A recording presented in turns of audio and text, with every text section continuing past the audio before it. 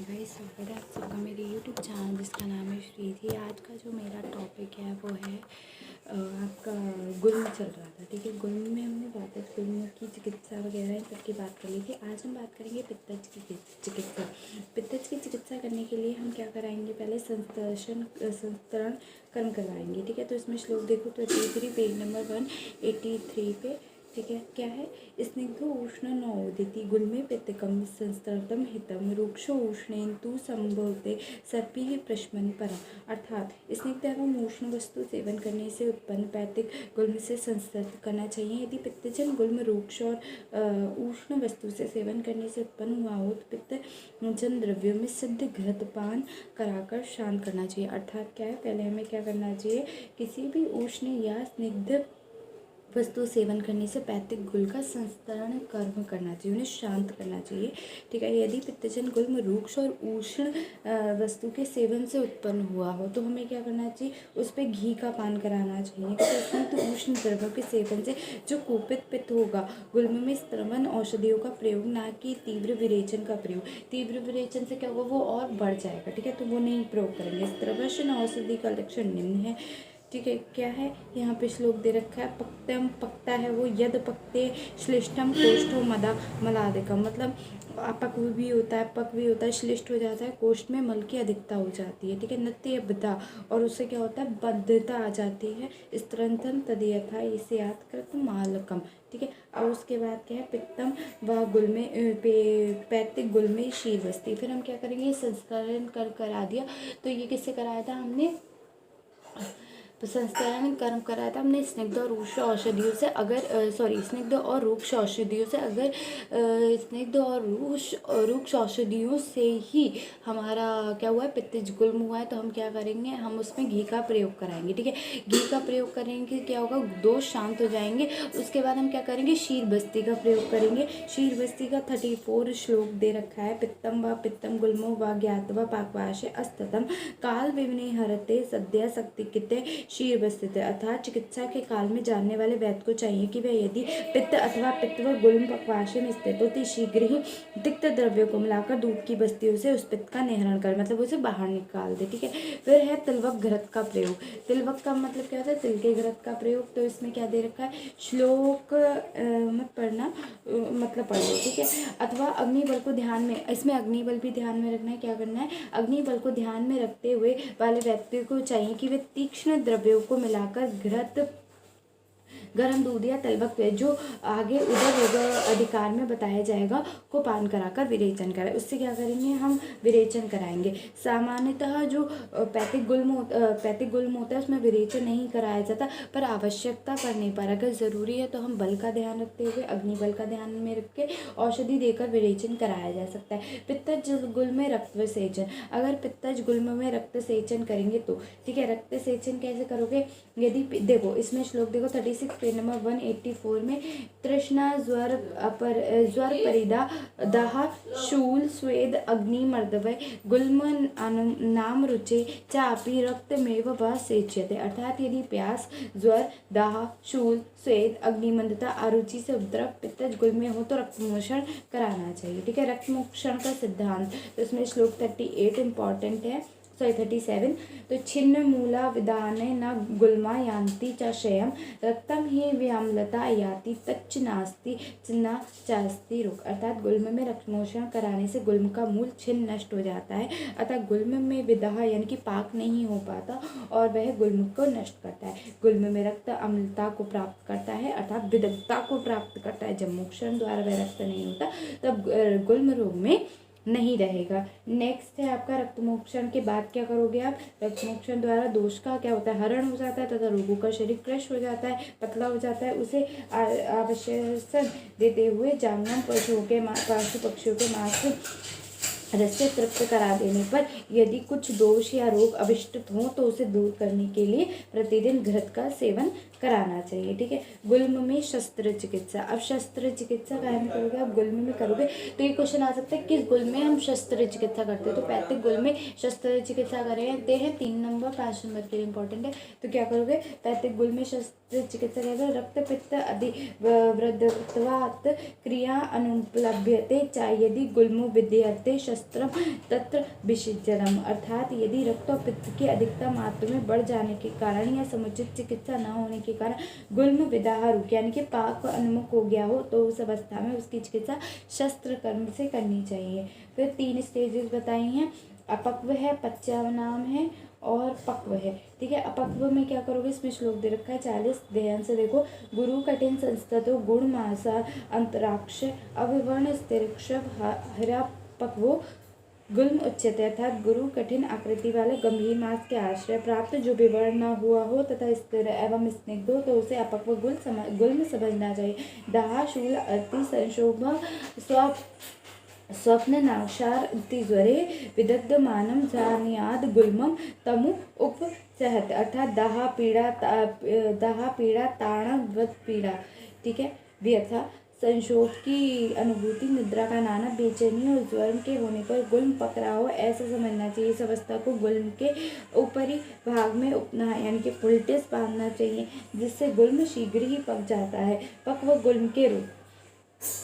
श्लोक नंबर 42-43 विदाह लक्षणे गुल्मे बस्ती तुंगे समुद्नेहते श्यावे सरक्त परयते संक्षिप्त बस्ती सनिभे निपीड़ितनोते स्तभे सुप्ते तत्परशव पीड़ितनाथ तत्रैव पीड़िते शूले संपक्वम गुल्म आदिशते। अर्थात जब गुल्म में विदाह के लिए लक्षण हो जाए अर्थात वेदना की न्यूनता ऊपर की त्वचा की ओर हो जाए तो सिकुड़न कंडू आदि हो, वह बाहर त्वचा की ओर उन्नत हो जाए, उन्नत भाग के चारों ओर का किनारा रक्तवर्ण का हो तथा उसका मध्य भाग काला पड़ गया हो, स्पर्श पर वह जल मरे मशक के समान प्रतीत हो, मतलब जल जाता है ऐसे मस्से जो पड़ जाते हैं ना ऐसे। ठीक है, अंगुली से दबाने पर गाढ़ा हो जाए पर पुनः शीघ्र ही उत्पन्न हो जाए अर्थात गाढ़ा भर जाए। रोगी जिस पार्श्व में शयन करता हो उस पार्श्व के दस जाने के कारण गुल्म स्थान में जकड़ता हो जाती है और बाहर की ओर जो उन्नत पेड़ जाता है केवल उसी पिंड में शूल केंद्रित हो गया हो तो गुल्म पक गया हो ऐसा समझना चाहिए। पक्व गुल्म की चिकित्सा। श्लोक नंबर 44 पेज नंबर 185 देखो। इस प्रकार गुल्म के पक जाने पर ऐसे धन्वंतरी संप्रदाय मतलब कि जो सर्जन है उन्होंने क्या बताया, जो वेधन और शोधन एवं रोपण क्रिया में विशेष योग्यता प्राप्त कर चुके हैं उन्हें ही पके हुए गुल्म की चिकित्सा करने का अधिकार होता है। ऐसे रोगों को शस्त्र चिकित्सक के पास भेजना चाहिए। अभ्यंतर पश्चिमानाम गुल्म का रूप। यदि गुल्म का पाक अंत भाग भीतरी भाग में हो रहा हो तो बाहरी भाग में पश्चिमानाम गुल का जो लक्षण है वही लक्षण होता है। विशेष रूप से अंतर्भाग या पंचमान गुल में हृदय प्रदेश और उदर प्रदेश में शोथ, बाहर भाग के पश्चिमान में गुल में शोथ बाहर पार्श्व में निकल जाता है। नेक्स्ट है अभ्यंतर पक गुल के रूप।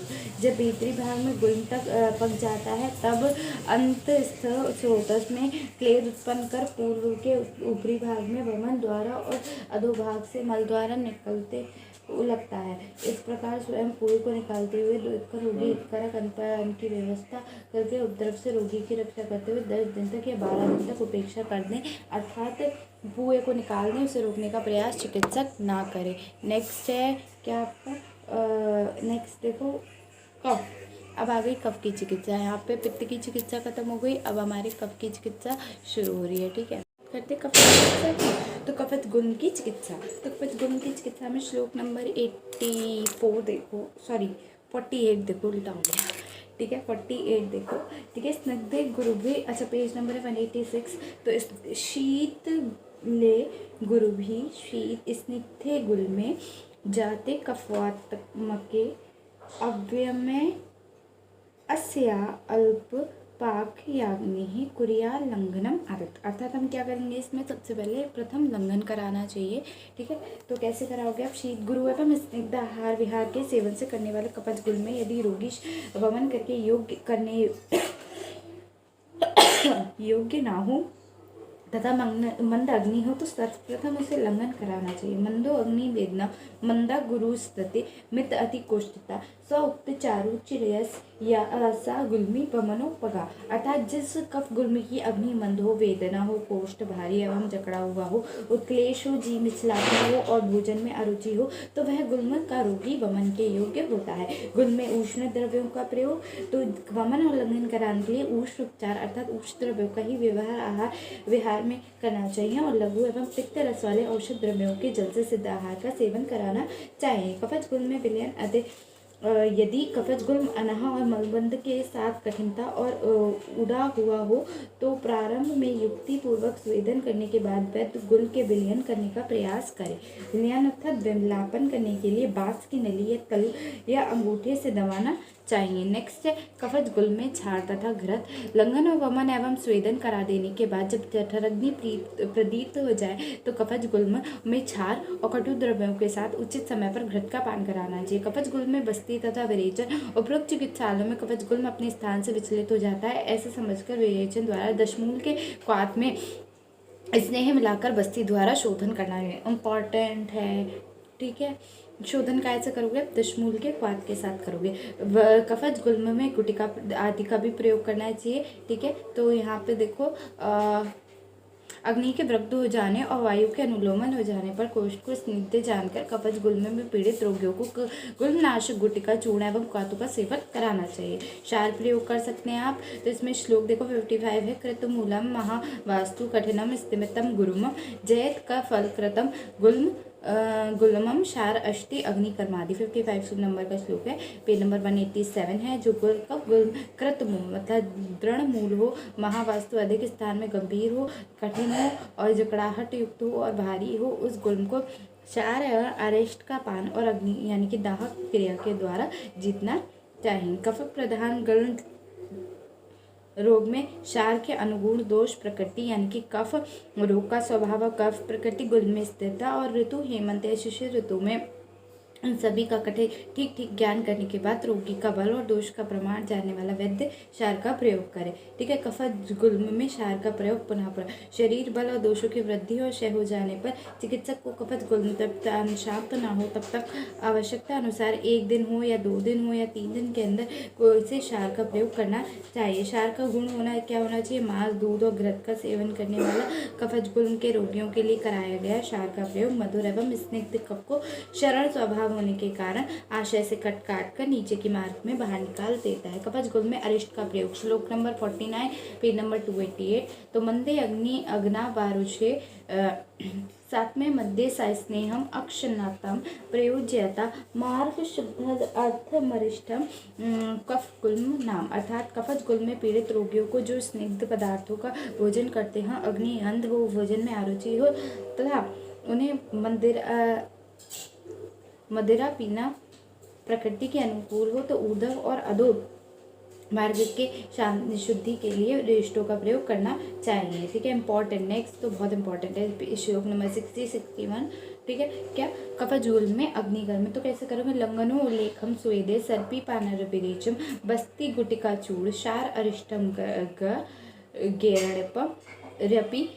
श्लेष में कहा कृत मूलत वाद्यासु गुल्मो नाशाम्यति तस्य दाहु हृदय रक्ते शर लोहा आदि भी हृदय। अर्थात जो कफज गुल्म लंघन वमन स्वेदन घृतपान विरेचन निरूह एवं अनुवासन बस्ती गुटिका चूर्ण और अरिष्टों के सेवन से महावास्तु अर्थात मूल के दृढ़ होने के कारण शांत ना हो तो ऐसे कफज गुल्म को पीड़ित व्यक्तियों के गुल्म स्थान में रक्तमोक्षण कराने के बाद बाण या अन्य लोगों को गर्म कर उसमें दग्ध कर देना चाहिए। अग्निकर्म से लाभ। गुल्म में अग्नि का प्रयोग अर्थात दाह करने से अग्नि उष्ण और तीक्ष्ण होने के कारण कफ एवं वायु शांत हो जाता है। कफ और वायु के शांत होने से गुल्म का सहंगात नष्ट हो जाता है, ठीक है। नेक्स्ट है गुल्म नाशक योग। नेक्स्ट टॉपिक क्या है? गुल्म नाशक योग। इसमें हम बहुत सारे योग पढ़ेंगे जो हमारे गुल्म के लिए इम्पॉर्टेंट है। जो इम्पॉर्टेंट होगा वो गुल्म पढ़ा देंगे, ठीक है। गुल्मनाशक योग, अब इसमें प्रारंभ गुल्मनाशक से योगों को बता रहा हूँ, मतलब ये निवेश कहते हैं, ठीक है। तात्पर्य यह है कि पूर्व गुल्म के में रोगों की चिकित्सा का वर्णन किया है, अभी तक गुल्मनाशक औषधियों का उल्लेख नहीं किया, अब योगों का निर्देश किया जाता है। तो त्रिपुषादि घृत इंपॉर्टेंट है, तो 10 ड्रग्स हैं त्रिपुष में, तो याद रखना त्रिपुष, त्रिफला, त्रिपुषण, त्रिफला, धान्य, विडंग, चव्य, चित्रक, कल्की, कल्के घृत, सिद्धम, सक्षीरम, वात, अनुलोमत। अर्थात इसमें 2 लाइन बहुत इंपॉर्टेंट है, 65 श्लोक है, 188 पेज है। देखो त्रिपुष्ण, तिफला, धान, विडंग, चव्य, चित्रक है, ये इंपॉर्टेंट है। और नीचे वाली लाइन में क्या है, सक्षीरम, वात, गुल्म, उन्नत, अर्थात सोठ पैदा हो गया, त्रिपुष यानी कि सोठ, पीपर, ठीक है। नेक्स्ट है त्रिफला में क्या था, पीपर, मरीच, आंवला, पीपर, मरीच, त्रिपुषण में आएगा सोठ, पीपर, मरीच, ठीक है। हरण, बहेड़ा, फिर त्रिफला, हरण, बहेड़ा, आंवला, ठीक है। फिर धनिया, ठीक है। फिर विडंग, ठीक है।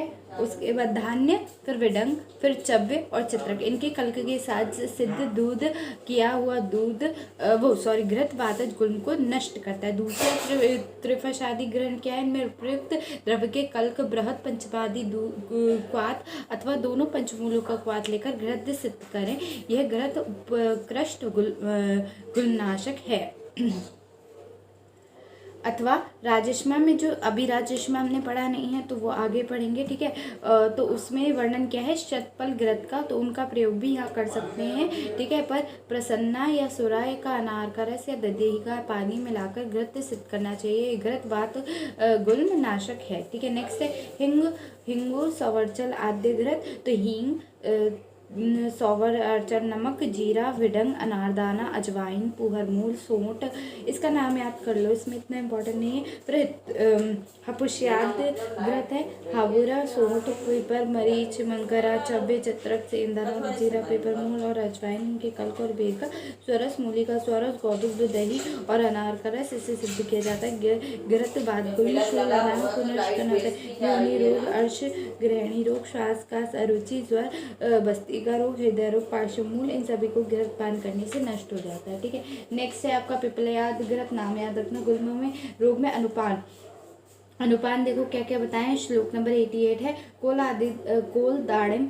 गर्म, अम्बु, सुरा, मंड, आमलकी के, शूल, लानाहारी, पै, बीज, पुरस, रस, सेंध, वा, अर्थात उपयुक्त गढ़ के बनाए हुए चूर्ण के बेर का स्वरस होना चाहिए, अनार का स्वरस और गरम जल। धामूर का क्या है, गरम जल है, ठीक है। सुरामंड है, अम्ल कांजी है, अथवा बिजौरिया नींबू के रस को पैकर पान शूल अनाह को नष्ट करता है, ठीक है। मातुलंग रस का प्रयोग कैसे करोगे, तो अथवा उपयुक्त सभी चूर्णों को बिजौरिया नींबू के रस से भावना देकर सेवन कराना चाहिए, अथवा बिजौरा नींबू के बढ़ती या गुटिका बनाकर गुल्म और अनाह की वेदना को शांत करने के लिए सेवन कराना चाहिए। हिंग आदि चूर्ण या गुटिका, तो हिंग की जो चूर्ण होती है गुटिका वो देनी चाहिए।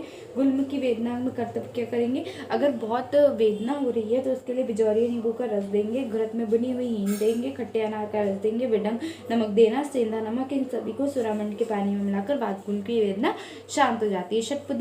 शटी आदि चूर्ण इसमें देखो, और नागर आदि चूर्ण इम्पॉर्टेंट है। खजूर, पुहरमूल, घृत में भुनी हींग, अम्लवेतस, मतलब ये औषधियाँ हैं, इन्हें देना है, ठीक है। इन द्रव्यों का कपड़ा छूड़ बनाकर बिजौरा नींबू के रस में 5 भावना देकर, नाम याद कर लेना, ठीक है, पढ़ लेना।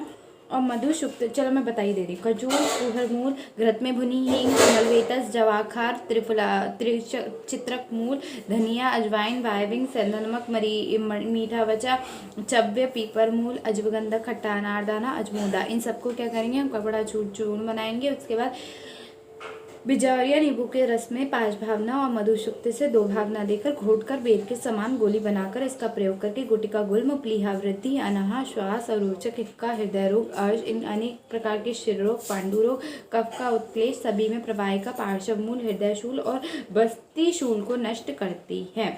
मधुशुक्त अग्नि को तीव्र करने के लिए क्या है, उत्तम औषधि है, ठीक है।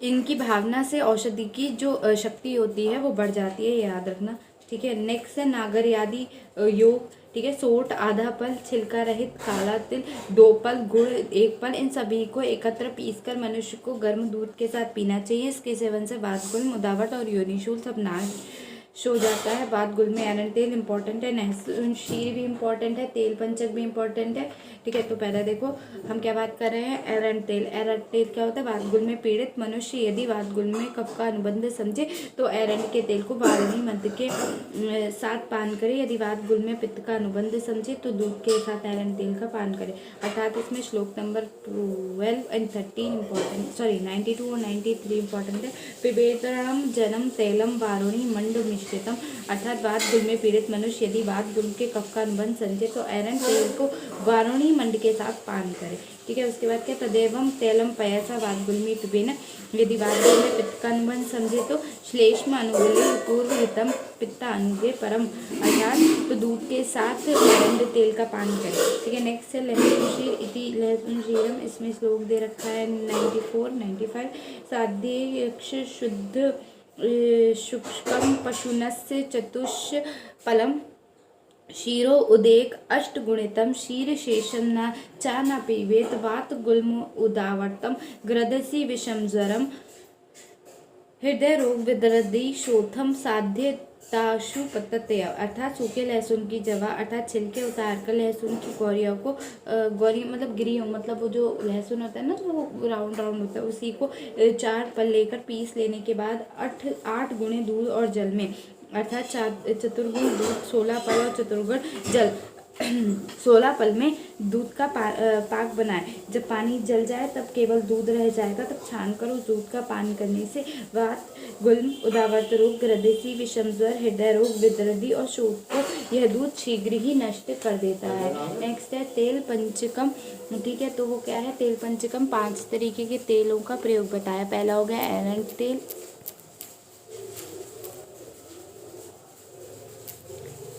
इसके आगे देख रहे हैं गुल्म में तेल पंचक, ठीक है। तेल पंचक की बात कर रहे हैं, श्लोक देखो 96 है। तेलम प्रसन्ना गौमूत्रम अनार्गलम यवाग्रजम गुल्मम जठारमान अनाहा पीतमेक अत्र साधित, अर्थात एरंड का तेल, प्रसन्ना यानी कि मध्य के ऊपरी भाग का स्वर्ग भाग, गौमूत्र, कांजी, जवाखार, इन पांचों को एकत्र मिलाकर उचित मात्रा में पीने से गुल्म, उदर रोग, अनार रोग नष्ट हो जाता है। इंपॉर्टेंट है, ठीक है। नेक्स्ट है गुल्म में शिलाजित का प्रयोग, तो श्लोक नंबर 97 भी इंपॉर्टेंट है। पंचमूली कषायेण साक्षारेण शिलाजितु पिबेतस्य प्रयोगेण वात गुल्मात प्रमुच्यते, अर्थात जवाखर मिले हुए लघु पंचमूल के क्वाथ के साथ शिलाजित मिलाकर पान करने से वात गुल्म से रोगी को छुटकारा मिल जाता है, ठीक है। गुल्म में स्वेद, गुल्म में आप स्वेद कैसे करेंगे, वात गुल्म में पीड़ित रोगियों को यदि शूल, अनाहा और विबंध को कष्ट हो रहा हो तो उनका स्वेदाध्याय में बताए गए नाड़ी स्वेद, प्रसतर स्वेद और संकर स्वेद से स्वेदन करना चाहिए, ये भी हम पढ़ेंगे, ठीक है। बताया है ना नाड़ी स्वेद कैसा होता है, प्रसतर स्वेद और संकर स्वेद, ये भी तो पढ़ा है, चरक सूत्र में पढ़ा है ये। गुल्म में बस्ती प्रयोग, ठीक है, इंपॉर्टेंट है, याद रखना। श्लोक भी इंपॉर्टेंट है। शूलानाहा विवर्धित स्वेदो द्वात गुल्म निम मिनम स्वेदे स्वेद विभादु उत्ते नाड़ी प्रस्तर और संकरे, ठीक है। अर्थात बस गुल्म में बस्ती का प्रयोग, तो बस्ती कर्म श्लोक देखो 100 है, पेज नंबर 192 पे ही ये सब है, ठीक है। तो क्या है, बस्ती में गुल्म में बस्ती का प्रयोग, बस्ती कर्म परम विद्यात गुल्म घनम तद्याति मारुतम स्वे स्थाने प्रथमम जित्वा सद्यो गुल्मम पोहति, अर्थात गुल्म रोगों को नष्ट करने में बस्ती प्रथम औषधि है और सर्वश्रेष्ठ औषधि भी है। बस्ती का प्रयोग अपने स्थान में रहने वाले वायु को प्रथम जीतकर शीघ्र ही गुल्म को नष्ट करता है, ठीक है। बस्ती का प्रयोग हम बार बार करें। बात गुल्म में तेल का महत्व, तो आगे ये बताया जाएगा कि उन तेलों का प्रयोग वातजन गुल्म में पीने के लिए, अभ्यंग करने के लिए, निवासन करने के लिए वही उत्तम वासनाशक औषधियाँ होती हैं। ये आपके 28 अध्याय में भी हम वात रोगों में चिकित्सा प्रकरण है उसमें पढ़ेंगे, ठीक है। उसके बाद वात गुल्म में नीलिनी का प्रयोग है। वात गुल्म में रोगियों को मल शुद्धि के लिए पूर्वोक्त घृत में नीलिनी मूल का चूर्ण मात्रा में मिलाकर देना चाहिए। नीलिनी घृत कैसे बनेगा, 105 श्लोक देखो, इंपॉर्टेंट है। नीलिनी त्रवातर दंती पथ्या कंपेलक सह, अर्थात नीलिनी होनी चाहिए, निशोथ होना चाहिए, दंती हरण कबीला विड नमक सॉरी, ठीक है, और यवसार होना चाहिए और सोट सह शोधनार्थ घृत दयम साविर क्षार नागरम, अर्थात इनके साथ पकाया हुआ घृत शोधन करने के लिए देना चाहिए। नील आदि घृत में क्या दोगे, नील का मूल दोगे, आंवला, हरण, बहेड़ा, रासना, बला, कटुकी, वायविंग, भटकैया का मूल, प्रत्येक औषधि एक एक पल लेकर एक आर्धक जल में क्वाथ बनाएंगे। जब चतुर्थांश शेष रह जाएगा तो छानकर प्रसिद्ध गौघृत, 1% गाय का दही और 1 पल सहेड़ू का दूध मिलाकर यथाविधि घृत का पान करेंगे। सिद्ध हो जाने पर छानकर एक शीशी में जार में रख देंगे। जब इस घृत का प्रयोग करना हो तो 1 पल लेकर यवाकू के मंड में अथवा यवाकू का मंड में मिलाकर सेवन करेंगे। जब घृत पच जाए तो रोगी को उचित मात्रा में विरेचन हो जाएगा तो मांस रस के साथ भोजन खिलाएंगे। अब इस घृत का सेवन गुल्म, कुष्ठ, उदरोग, व्यंग, शोथ, पांडुरोग, श्वेत कुष्ठ, प्लेहा, ज्वर और उन्माद रोगों में दूर करने में किया जाता है। मांस रस, कौन से मांस रस का प्रयोग करोगे, ये भी इंपॉर्टेंट है। वात गुल्म में, वात गुल्म की चिकित्सा बताई जा रही है यहाँ, ठीक है। स्वेद गुल्म तक हुआ। अब वात गुल्म में तेल का महत्व, ठीक है, नीलिनी घृत का महत्व, नीलनी का प्रयोग, ठीक है, नीलिनी आदि घृत। अब आ रहे मांस रस, तो इसमें मांस रस कौन कौन से दोगे, मुर्गा दोगे, मोर दोगे, तीतर, कौंचे पक्षी, बटेर, इन पक्षियों को मांस रस, शाली धान्य का चावल, मधुरा घृत। वात गुल्म में पथ्य होता है। वात गुल्म में उष्ण द्रव्य, स्निग्ध द्रव्यों का प्रयोग करना चाहिए। क्यों करना चाहिए, हितकारक होता है तथा पीने में मंड, वारुणी अथवा धनिया से पकाया हुआ जल हितकर होता है, ठीक है। नेक्स्ट है आपका गुल्म और जठर अग्नि का संबंध। तो अगर अग्नि के मंद हो जाने पर गुल्म रोगों की वृद्धि होती है और अग्नि के दीप्त हो जाने पर गुल्म शांत हो जाता है। इसलिए गुल्म से पीड़ित व्यक्तियों को अधिक भोजन करना, अत्यंत उपवास करना उचित रहता है। गुल्म में सर्वप्रथम स्नेहन और स्वेदन करने के बाद जो भी चिकित्सा की जाती है वह सफल होती है, किंतु शरीर के रूक्ष होने पर जो चिकित्सा की जाती है वो असफल होती है। यदि अतः स्नेह और स्वेदन के बाद ही गुल्म में अन्य चिकित्सा करनी चाहिए। पित्तज गुल्म की चिकित्सा। तो पित्तज गुल्म में अधिक उपद्रव करने वाले जानकर विरेचन द्रव्यों से शुद्ध किए हुए घृत अथवा दूध पिलाकर उसकी चिकित्सा करना चाहिए। तो उसमें नील आदि घृत है, इसमें रोहण आदि घृत है, त्रायमाण आदि घृत है, उसमें त्रिपुष सॉरी क्या था, कौन सा घृत था, से था कुछ, पिपले आदि घृत था, त्रिवयुषणादि घृत, ठीक है। गुल्म नाशक योग में था ना त्रिवयुषणादि घृत। यहाँ पे रोहणादि घृत में देखो कटुकी लोगे, नीम की छाल लोगे, मुलैठी लोगे, आंवला लोगे, हरण लोगे, बहेड़े का चिक्कल, त्रामणा, ये प्रत्येक एक एक कर्ष, परवर की जड़, सफेद निशोत, ये सभी एक एक पल, मसूर की दाल 2 पल और घृत के 8 गुने पानी में मिलाकर क्वाथ बनाए। अर्थात जब अष्टमांश शेष रह जाएगा तो छानकर 4 पल गाय के घी में मिलाकर उम्मत कर पीने से पित्तज, गुल्म, तृष्णा, शूल, भ्रम, मूर्छा और अरुचि जो होंगी वो शांत हो जाएंगी, ठीक है। त्रायमाण याद घृत। त्रायमाण घृत क्या होगा, इसमें 4 पल हम त्रायमाण लेंगे जो कि लेकर 10 गुने जल में क्वाथ बनाएंगे। जब 5 गुना शेष रह जाएगा तब छान कर अलग कर लेंगे। और कटुकी, नागरमोथा, त्रायमाण, दुर्लभा, भूइन, आंवला, छीरका, कोली, जीवंती, इन सब का प्रयोग करेंगे, ठीक है। लाल चंदन, नीलकमल सभी द्रव्यों को एक एक कर्ष लेकर कल्क बनाएंगे। आंवले का स्वरस, गौ का दूध और गाय के घृत में प्रत्येक 8 पल लेकर क्वाथ और कल्क को एक में मिलाकर विधिपूर्वक पान करेंगे। इस उत्तम घृत के सेवन से पित्त, रक्त, गुल्म, विसर्प, पित्त, ज्वर, वही जो पहले बताए हैं वही है, हृदय रोग, कामला, कुष्ठ, ये सभी रोग नष्ट हो जाएंगे। आंवले के आदि घृत इंपॉर्टेंट है। आंवले का स्वरस तथा ईख का रस प्रत्येक 4 से गाय का घी चतुर्मांश एक में मिलाकर घृत सिद्ध करें। घृत सिद्ध करते समय घृत में चतुर्थांश हरण का क्वाथ बनाकर डाल दें।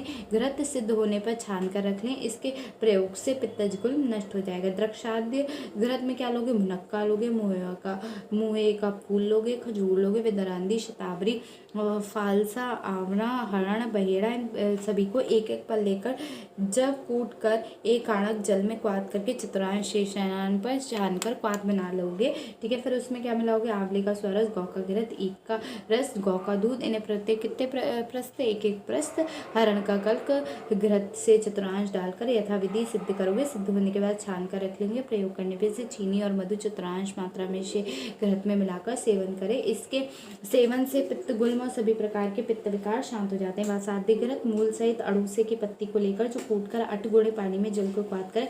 जब अष्टमांश शेष रह जाए तो उतार कर कपड़े से छान ले। तब अब इस क्वाथ को और अड़ूसा के फूल को क्वाथ कल्क से गौघृत को विधिपूर्वक सिद्ध करें। सिद्ध होने पर उतार कर छान कर रखें।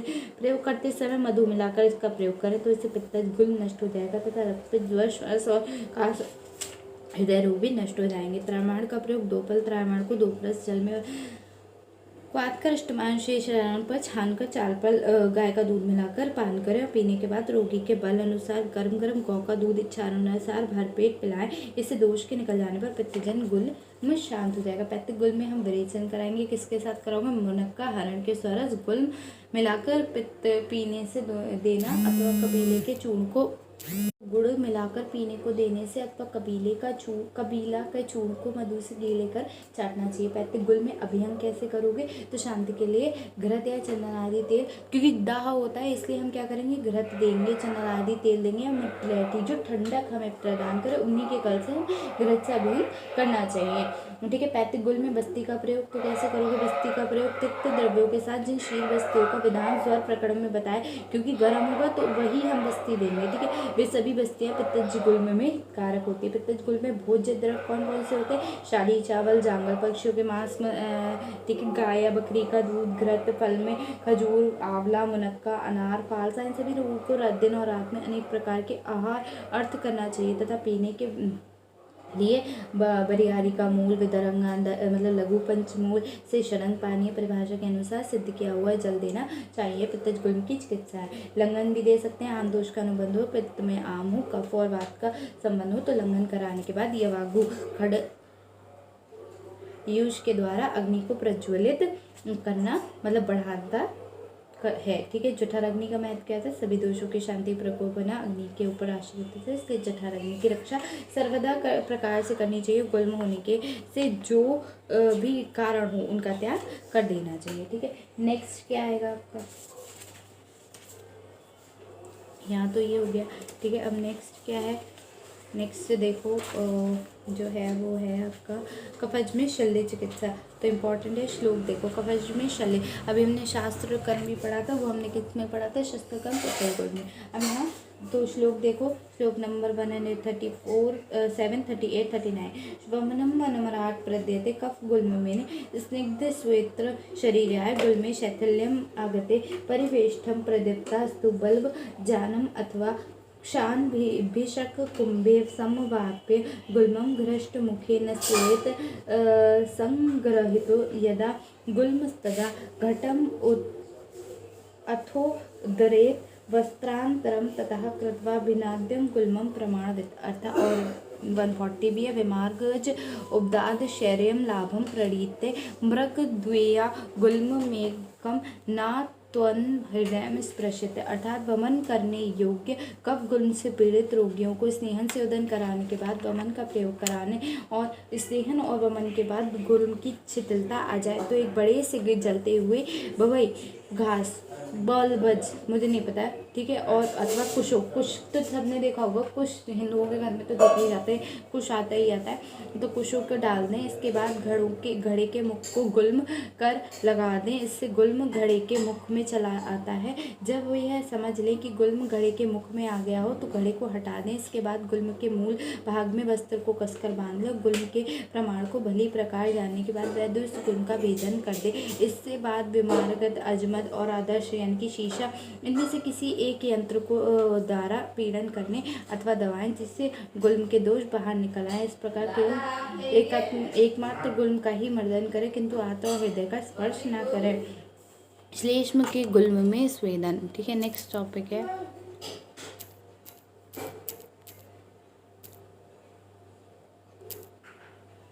हम क्या कर रहे हैं? कफज गुल्म में स्वेदन। कफज गुल्म में पीड़ित रोगियों के गुल्म के स्थान पर काला तिल, एरंड की गुत्ती, तीसी का बीज और सरसों इनको पीसकर गर्म कर लेप कर देने के बाद गर्म किए हुए लोहे के पात्र से स्वेदन करना चाहिए। पर लोह का पात्र ऐसा गर्म हो कि जिससे गुल्म जलने ना पाए, इस बात का विचार कर चिकित्सक को स्वेदन करना चाहिए। एक बात और है, जो ऊपर शल्य कर्म करा है यह शस्त्र कर्म करते हुए आंत और हृदय दोनों के स्पर्श करने का निषेध किया। तात्पर्य यह है कि दोनों मर्म स्थान है। अगर हम यहाँ पे कुछ भी करेंगे तो क्या हो जाएगा? मृत्यु की संभावना होती है। इन दोनों को शस्त्र का स्पर्श करना मना किया गया है। स्नेहन स्वेदन बनम करने से गुल्म अपने स्थान को छोड़ देता है। उस पर घटी यंत्र का प्रयोग करने से खींचकर घड़े के ऊपर में वह चला आता है। इसके बाद घड़े को हटाकर कपड़े से गुल्म के मूल को अच्छी प्रकार बांधकर चीरा लगाकर चाहिए। चीरा कितना भी बड़ा हो, गुल्म की लंबाई चौड़ाई आदि प्रमाण को जानने के बाद स्वयं निश्चित कर चीरा लग जाने पर विमार्दी यंत्र से गुल्म के चारों तरफ दबाकर गुल्म को रहने पर रक्तादि दोष को बाहर निकालना चाहिए। कफज गुल्म में शस्त्रकर्म का विधान बताया है, यद्यपि ये कर्म धन्वंतरी संप्रदाय में चिकित्सकों का हुआ है, मतलब कौन, सर्जन्स का है, फिर भी उसका संक्षेप में वर्णन आचार्यों ने यहाँ पे किया है। नेक्स्ट है श्लेष्म के गुल्म में स्वेदन। ठीक है, तो यही बताया, अभी मैंने ये बता दिया। इसमें श्लोक नंबर 141 इम्पॉर्टेंट है। तिल है, एरंड है, एरंड अतिशी बीज सर्षप परिलिप्त च श्लेष्म गुणमयम पात्रे सुपूष्ण स्वेद अभिषेक, अर्थात कफ गुल्म से पीड़ित रोगियों के गुल्म के स्थान पर काला तिल, एरंड का तेल, आयरन की गुठली, तीसी का बीज और सरसों, इनको पीस कर गर्म कर लेप कर देने से बाद गुल्म किए हुए लोहे के पात्र में स्वेदन करना चाहिए, पर लोहे का पात्र ऐसा गर्म हो जाए कि जिससे गुल्म जलने ना पाए। इस पर बात कर विचार कर को चिकित्सक को स्वेदन करना चाहिए। ठीक है, दशमूल घृत क्या है, बेहोश यानी कि सोट, पीपर, मरीच, यवसार, सेंधा नमक, हींग, बिंड नमक और अनारदाना, इन द्रव्यों के कल को दशमूल के क्वाथ से गौघृत को यथाविधि पकाकर सेवन करने से शीघ्र ही कफज गुल्म नाश हो जाता है। भल्यातक आदि घृत, घृत इंपॉर्टेंट है। ठीक है, उसके बाद शीर्षटक घृत भी इंपॉर्टेंट है। तो भल्लातक घृत पढ़ लो। ठीक है, ऐसे पढ़ा दे रहे हैं। बिल्वा 2 पल, विदरगांधी पंचमूल। ठीक है, उसके बाद इन द्रव्यों को एक एक पल लेकर कुचल एक आड़क जल में क्वाथ बनाएंगे। जब चतुर्थांश शेष बच जाएगा तो छान कर रख लेंगे। उसमें पीतल पर सोठ, वच, वायविंग, सेंधा नमक, हींग, जवाखार, वेडंग नमक, कचूर, चित्रकमूल, मलेठी और रसायन प्रत्येक एक एक कलश में कल्क बनाकर डाल दें और उसी के गाय में गौ का घृत मिलाकर एक प्रस्त डालकर विधि पूर्वक सिद्ध करें। ये भल्लातक घृत कफज गुल्म को नष्ट करने वाला होता है तथा प्रेहावृद्धि, पांडु रोग, स्वास्थ्य ग्रहणी और कास रोगों को नष्ट करने वाला होता है। शीतष्टक घृत इंपॉर्टेंट है। 147 श्लोक, 148 श्लोक। पिपली आदि मूल, चव्य, चित्रक, नागर, पलिके, सैव, अक्षार, घृत, प्रस्थम, विपाकचेर, शील प्रस्थम चा तत् सर्पृहंति गुल्मम कफातकम ग्रहणी पांडु रोगत्य प्लीहा कास ज्वरा पहतम, अर्थात पीपर, पीपली मूल, चव्य, चित्रक मूल, सोट, यवसार, प्रत्येक द्रव्यों को एक एक पल लेकर इन्हीं के कलक और कवात से तथा एक प्रस्त गाय के दूध से एक प्रस्त गौघृत का यथाविधि पाकर ये घृत सेवन करने से कफज गुल्म, ग्रहणी रोग, पांडु रोग, प्लीहा रोग, कास और ज्वर रोग को नष्ट करता है। मिश्र कितने इंपॉर्टेंट था, ये 5 स्टार इंपॉर्टेंट, ये भी बहुत इंपॉर्टेंट। मिश्र कितने में क्या करोगे आप, 149, 150, 151 इंपॉर्टेंट है। श्लोक 53 त्रिफलम दंती दशमूल पलोनी, अर्थात सफेद निशुल्क, आंवला, हरण, बेलरा, दंती मूल, दंती शूल। ठीक है, चले जले चतुर्गुण पकोता, चतुर्भाग स्थिति रसम, अर्थात इन प्रत्येक द्रव्यों को एक एक प्रस्त लेकर जकूट पर चौगने जल में जलाएं। ठीक है, उसके बाद सर्पी रणजम, तैलम, शीरम, चैत्रक साध्य दे और इन जब चतुर्थांश शेष रहेगा तो छान कर इसमें गौघृत और रेड़ी के तेल और गौदूध को डालकर विधिपूर्वक पकाएंगे। साध्य मिश्र किसने सद्रोत कफ गुल्मात, जब चतुर्थांश शेष रह जाए तो छान कर उसमें गौघृत और रेड़ी के तेल को गौदूध में डालकर विधिपूर्वक पकाएं। जब स्नेह सिद्ध हो जाएगा तो प्रयोग करते समय इस स्नेह में मधु मिलाकर सेवन करने से कफज गुल्म नष्ट हो जाता है और तथा वात विबंध, कुष्ठ, प्लीहा वृद्धि, उदर रोग और न्यून शूल में अधिक रूप से ये मिश्र कितने करना चाहिए। तो यहाँ पे लाइन दे रखी है, मैंने श्लोक नहीं पढ़ा 151 का, कफ वात विबंध। तो यहाँ क्या हो गया, विबंधेशु कफ वात का विबंध जो होगा, कुष्ठ, प्लीहा, उद्रेश, कफ कुष्ठ होगा, प्लीहा को रोग होगा और क्या होगा उनका रेशु, चा प्रयोगश मिश्रित स्नेह, योनि शुदेश चांदित, और क्या होगा योनि में उदर रोग जो भी कुष्ठ होगा, प्लीहा की वृद्धि होगी, उदर रोग होगा, योनि शूल में अधिक रूप से इस मिश्रक स्नेह का प्रयोग करना चाहिए। कफज गुल्म में वातनाशक घृत विरेचनाट, वात मूलाशय संश्लेषण कार्य के लिए जो नीलिनी घृत का उल्लेख पहले किया जाता है वहीं यहाँ पे 2 गुने मात्रा में कफज गुल्म में नीलिनी का हमने बात में किया, यहाँ पे भी वही करेंगे। ठीक है, पीड़ित व्यक्तियों को विरेचन के लिए देना चाहिए। कफज गुल्म में त्रिवक्त का प्रयोग, सफेद निशोध के चूर्ण को सैड़ों के दूध में भली प्रकार से भावना देकर एक कप चूर्ण को मधु और घृत मिलाकर चाटने से उत्तम प्रकार से विरेचन होता है। ठीक है, दंती हरित की इंपॉर्टेंट, वेरी वेरी इंपॉर्टेंट। ठीक है, इसमें संख्या हरण संख्या 24 हो गया। ठीक है, बहुत इंपॉर्टेंट है। जैसे च्यवनप्राश बहुत इंपॉर्टेंट होता है, वही ये भी बहुत इंपॉर्टेंट है। तो हरण संख्या में 25 दंती का मूल 25 चित्रक मूल 25 पर लेकर जौकुटे के करने के बाद एक दोन जल में क्वाथ कर इष्टमान शेष है तो छान कर रख लें। इसे छानने के बाद 25 पर गुड़ घोलकर पुनः छान लें। अब क्वाथ में उबलते हुए हरण को आधा कुंडक तिल के तेल में भून लें और उसे गुड़ घोले हुए क्वाथ में डालकर आग पर चढ़ाकर मंद आंच से पकाएं और पकते समय सफेद निशोट का चूर्ण 4 पल, पीपर और सोंठ का चूर्ण 1 पल मिलाकर पकाएं। जब लोहे के समान गाढ़ा हो जाए तब तेल के बराबर मधु छोड़ दें और उसमें दालचीनी, छोटा इलायची, तेजपात, पत्ता, नाग केसर, इन चारों को एक एक कड़छ मात्रा में देकर कपड़ाछन चूर्ण बना लें। यह इस प्रकार यह दंती हरितकी सिद्ध हो जाता है। इस बने हुए लेह से हरण को निकालकर अलग कर लेना चाहिए। प्रयोग करते समय एक पल अवले को चाटकर और पकी हुई एक हरितकी खाने से स्नेह स्वेदन से युक्त पुरुष बिना किसी कष्ट के सुखपूर्वक एक प्रस्थ दोष का विरेचन करता है, अर्थात इसके सेवन से सुखपूर्वक मुख को छोड़कर एक प्रस्थ की मात्रा में दोषों का निवारण करता है। तो उससे यहाँ कफ और पित्त का ग्रस्त होता है। इसके प्रयोग से गुल्म, शोथ, अर्श और पांडुरोग, अरुचि, हृदय रोग, कामला, विषम ज्वर, कुष्ठ, प्लीहा और अनाह रोग नष्ट होता है। इसके सेवन से कई उपद्रव नहीं होते और दंती हरितकी प्रयोग से मांस से सना हुआ भात का भोजन करना चाहिए। कफज गुल्म में बस्ती तथा अरिष्ट कफज गुल्म के रोगी के लिए प्रयोग करने योग्य सिद्ध निरुबस्ती का प्रयोग करना चाहिए। सिद्धि स्थान में कहा गया और सिद्ध अरिष्टों योगों में ग्रहणी और अर्श की चिकित्सा भी बताई गई है। चूर्ण आदि का प्रयोग, जो चूर्ण और गुटिकाएं बात गुल्म में पीड़ित रोगियों के लिए बताई गई हैं, उनमें से एक भाग में अपेक्षा त्रिपुण मात्रा में यक्षार, हीन, अमलवेतस मिलाकर प्रयोग करने से कफज गुल्म में लाभ करता है। गृहिणी लोग एक भाग की अपेक्षा त्रिगुण मात्रा में यक्षार, हींग, अमलवेतस मिलाकर प्रयोग करने से कफज गुल्म में लाभ करता है। गृहिणी रोग में जिन 4 प्रयोगों का विधान है वे सभी 4 कफज गुल्म में पीड़ित रोगियों के लिए सिद्ध, निष्पाद और लाभ करने के लिए यदि इन चिकित्सकों को कफज गुल्म नष्ट हो तो अंत में दाह करना चाहिए। नेस्त पत्ते क्या है? पुराने चावल, जांगर, पशु पक्षियों का मांस, कुल्थी, मूंग का यूज, पीपर, सोंठ, सूखी मूली का यूज, बेल, वरुण और करंज के अंकुर, अजवाइन, चित्रक, बिजौरिया का रस, बिजौरी नींबू का रस, अमलवेतस, यक्षार, खट्टा अनार का रस, मट्ठा और तेल एवं घी से बने हुए व्यंजन अर्थात कड़ी, साग, यूष आदि का प्रयोग करना चाहिए। कफज गुल्म में पैद्र लघु पंचमूल से हरण परिभाषा के अनुसार पकाया हुआ जल पुराना वारुणी मंड अथवा पुराना महुआ से बनी हुई मदिरा को वात कफ गुल्म से पीड़ित रोग समय पर अर्थात प्यास लगने पर पिए। मट्ठे में अजवाइन का चूर्ण मिलाकर वेंड नमक से नमकीन बनाकर वात कफ और मूत्र का अनुलोमन करने में एवं अग्नि को दीप करने में इस मट्ठे को पिए। असाध्य गुल्म के लक्षण क्या होते हैं? जहाँ संचित हुए गुल्म को बहुत बड़े हुए स्थान को घेर लिया हो और जड़ बना लिया हो और वहाँ जो सिराएं से आनंद हो रहा हो मतलब सिराएं निकली हो अर्थात सिरा जाल से व्याप्त हो रहा, जो कछुए के समान उन्नत हुआ हो और तथा दुर्बलता, अरुचि, इलियास, कास, वमन, बेचैनी, ज्वर, तृष्णा, तंद्रा, प्रतिशय इन सभी उपद्रवों से युक्त वह गुल्म असाध्य होता है। तथा ज्वर, श्वास, वमन और अतिसार से पीड़ित गुल्म रोगी के हृदय, नाभि, हाथ और पैर में शोथ उत्पन्न करता है तो उस गुल्म से पीड़ित रोगी को शोथ खींच ले जाता है अर्थात मार डालता है। रक्तज गुल्म की चिकित्सा इंपॉर्टेंट है, लास्ट है तो इसमें स्नेह विरेचन श्लोक नंबर 172 पेज नंबर 201 तो रौधिरस्य तु गुल्मस्य गर्भकाल व्यतिक्रमे अर्थात रक्त गुल्म में पीड़ित रोगिणी की चिकित्सा गर्भकाल अर्थात 10 मास बीत जाने के बाद स्नेह स्वेदन कराकर स्नेह विरेचन देना चाहिए। स्निग्ध स्वेत्र शरीराय दद्यात स्नेह विरेचन अर्थात कैसे करोगे आप? 10 माह बीत जाने के बाद करनी चाहिए। कब?